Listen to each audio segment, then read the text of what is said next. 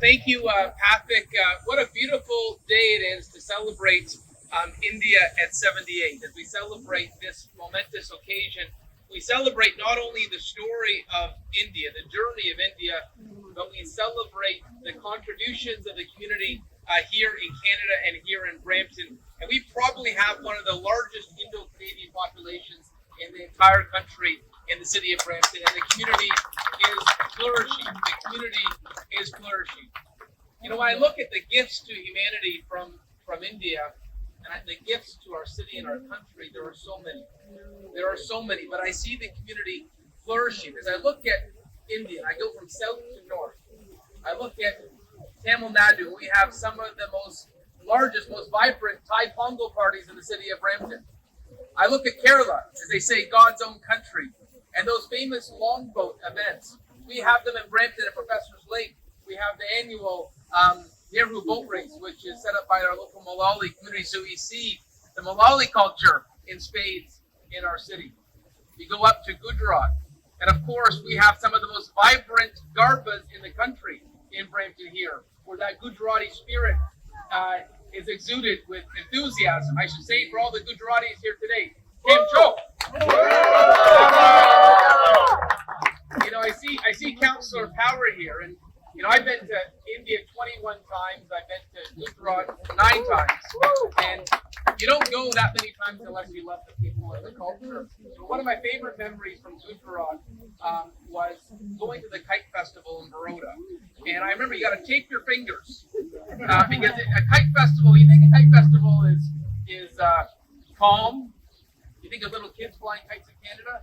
That's not the case in Baroda or in Gujarat with the kite festival. It is a fierce affair, and we've tried to replicate our own kite festival. We had that at your ward this year, Councillor Power. So these great traditions from India, we're able to celebrate here in Canada. You know, Councillor Basante is here, and at Rosalie Park and here at City Hall, we're proud to host every year International Yoga Day.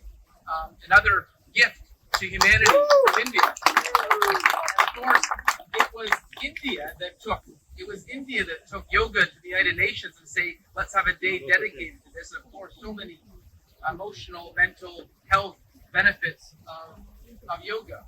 We have the largest Upaka. For anyone from UP here? Okay. Sanjeev Malik has one of the largest picnics in our city at Alvarado Park. And so, you know, as I go from south to north, and of course, there's no question we have some of the best Punjabi culinary delights in our city. As you go from south to north, what you see is the culture flourishing in our city.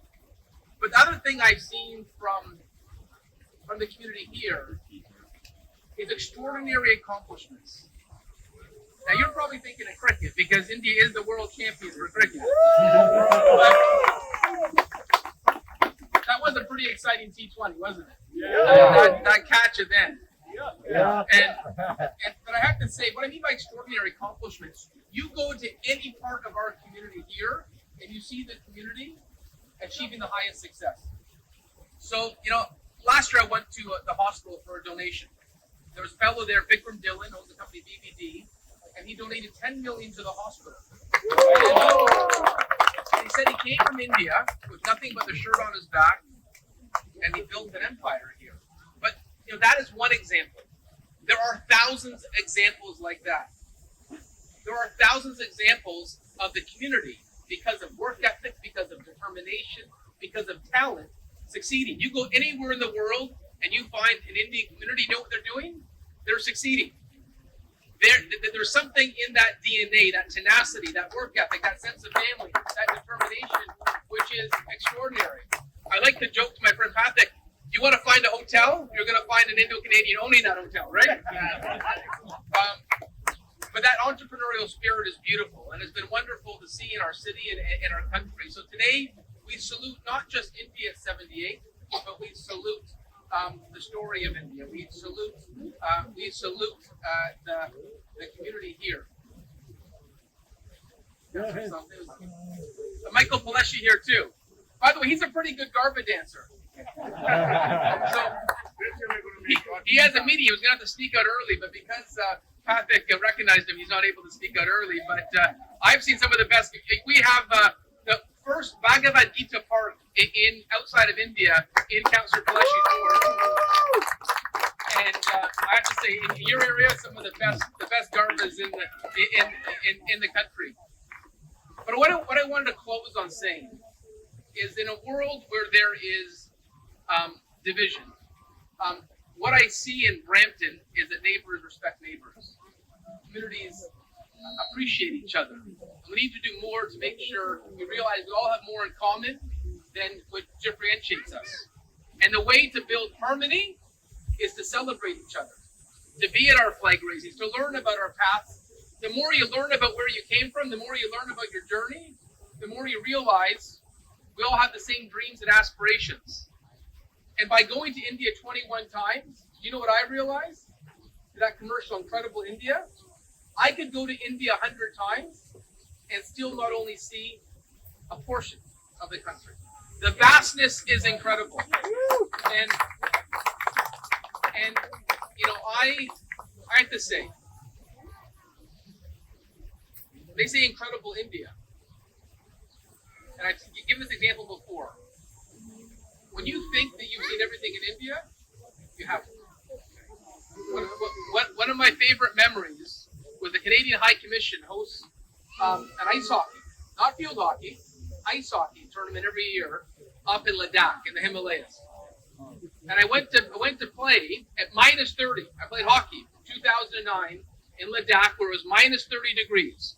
The next day I went to Goa where it was plus 30. Where else in the world is that possible except for India? So happy India Independence Day. Thank you for being with us here today.